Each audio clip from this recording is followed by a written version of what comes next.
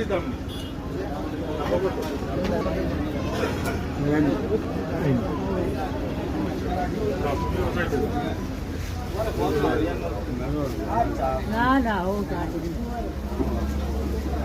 আৰম্ভ কৰিবি সদ্যহতে CBSE পাঠ্য হায়াৰ ছেকেণ্ডাৰী ৰিজাল্ট হৈছে।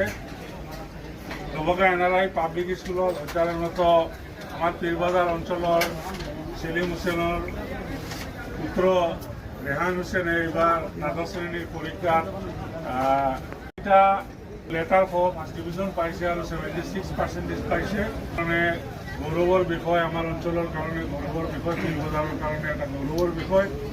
সেই রেহান হুসেনের রেজাল্টর খবর পাই আমার অঞ্চলের একটা বেসরকারি সংস্থা সাকিন এটা NGO, এই NGOর সম্পাদক বিদেশত আছে হাফিজ আরিফুদ্দিন সাহেব, আৰু বৰ্তমান আমাৰ মাজত উপস্থিত আছে এই NGOৰ কেচিয়াৰ।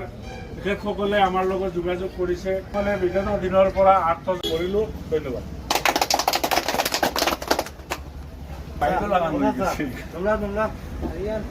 ৰেহান তোমাৰ পাৰিলোঁ